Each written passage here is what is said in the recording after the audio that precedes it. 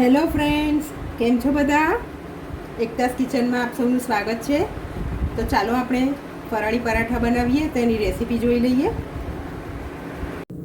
તો આજે ફ્રેન્ડ્સ આપણે ફરાળી પરાઠા બનાવવાના છે.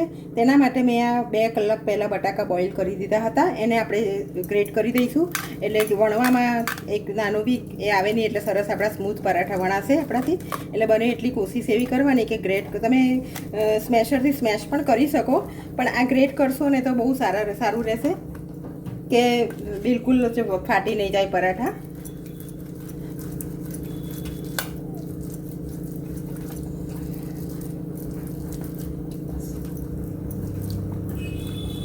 હા, તો હવે બટાકાનો કમ્પ્લીટ ગ્રેટ થઈ ગયા છે ને, આવો રીતનો સ્મૂથ એકદમ માવો બનાવવાનો છે. પછી એમાં આપણે રાજગરાનો લોટ છે, તે બજારમાં ઇઝીલી અવેલેબલ છે, પેકેટમાં મળે છે, તે આપણે અંદર એડ કરીશું.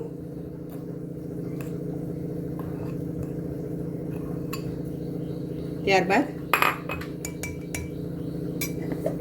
આ સિંગ છે તેને મેં સારી રીતે ગ્રાઇન્ડ કરી દીધી છે, તે નાખીશું, અંદર એડ કરીશું.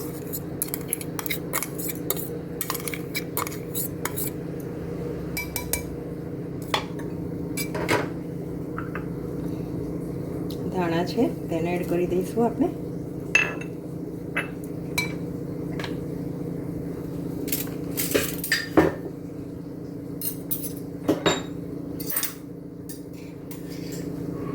ફ્રેન્ડ્સ, આ આદુ મરચાંની પેસ્ટ બનાવી છે મેં, તે કરીશું. આમાં આપણે લાલ મરચું કે એવું નાખવાનું નથી, એટલે તમારા ટેસ્ટ પ્રમાણે તમે એને વધુ ઓછું કરી શકો છો. પછી આપણે એમાં તમારા ટેસ્ટ પ્રમાણે સોલ્ટ એડ કરીશું. આ ફરાળી સોલ્ટ જ છે, એ ટેસ્ટ પ્રમાણે તમે એડ કરી શકો છો. પછી આમાં ધાણા જીરું એડ કરીશું, ગરમ મસાલો.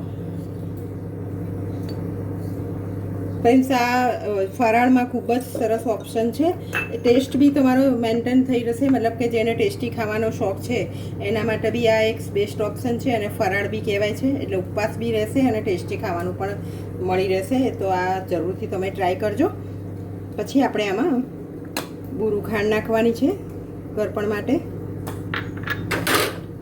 પછી એક લીંબુનો રસ છે તે એડ કરી દઈશું, અને થોડુંક મોઈન તેલનું, અને આનો લોટ સરસ રીતે બાંધી દેવાનો છે.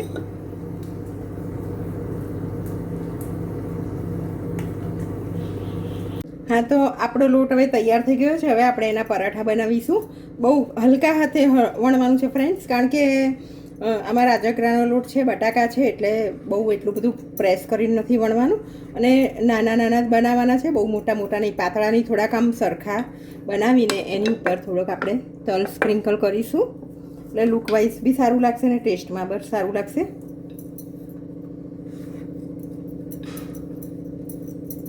પછી આપણે એને શેકી લઈશું.